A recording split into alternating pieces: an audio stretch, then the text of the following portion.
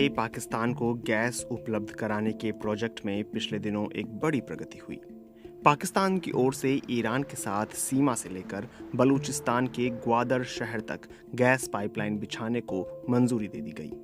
ये मंजूरी इस लिहाज से महत्वपूर्ण मानी जा रही है क्योंकि 1.5 महीने पहले पाकिस्तान और ईरान के बीच उस समय स्थिति तनावपूर्ण हो गई थी जब ईरान ने पाकिस्तान के अंदर मिसाइल हमला किया था।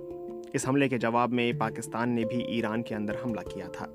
इसके बाद दोनों देशों के बीच कूटनीतिक स्तर पर वार्ता हुई, जिससे तनाव में कमी आई। ईरान पाकिस्तान गैस पाइपलाइन एक पुरानी परियोजना है। साल 2013 में पाकिस्तान के तत्कालीन राष्ट्रपति आसिफ अली जरदारी ने ईरान के दौरे में इसका उद्घाटन किया था। हालांकि इसके बाद इस परियोजना पर कोई खास काम नहीं हो सका। पिछले साल जनवरी में प्रधानमंत्री शहबाज शरीफ ने इस परियोजना पर काम के लिए एक कमेटी बनाई थी। अब 1 साल से ज्यादा समय बीतने के बाद प्रभारी सरकार की ऊर्जा के लिए कैबिनेट कमेटी ने इस परियोजना के एक भाग को मंजूरी दी है। ध्यान रहे कि इस परियोजना पर अमेरिका ने आपत्ति जताई थी, जिसकी वजह ईरान पर लगे अंतर्राष्ट्रीय प्रतिबंध बताए गए थे। हालांकि अब पाकिस्तान की ओर से एक हिस्से पर पाइपलाइन बिछाने की मंजूरी इसलिए दी गई है ताकि इस परियोजना पर काम न करने के कारण संभावित जुर्माने से बचा जा सके, जो ईरान अंतर्राष्ट्रीय संस्थाओं के जरिए पाकिस्तान पर लगा सकता है। वैसे इस परियोजना के बारे में बात करें तो पाकिस्तान के पेट्रोलियम मंत्रालय के पूर्व सचिव GA साबरी ने इसमें काम किया है। वो बताते हैं कि पहले ये परियोजना Iran Pakistan Bharat gas pipeline project थी। बाद में भारत इससे बाहर हो गया। इसकी वजह सुरक्षा खतरे बताए गए थे, लेकिन असल में भारत चाहता था कि पाकिस्तान ईरान से गैस की कीमत पहले तय करे और उसके बाद इस पर काम होता, लेकिन ऐसा नहीं हुआ। इसके बाद भारत ने इस परियोजना में शामिल होने से इनकार कर दिया।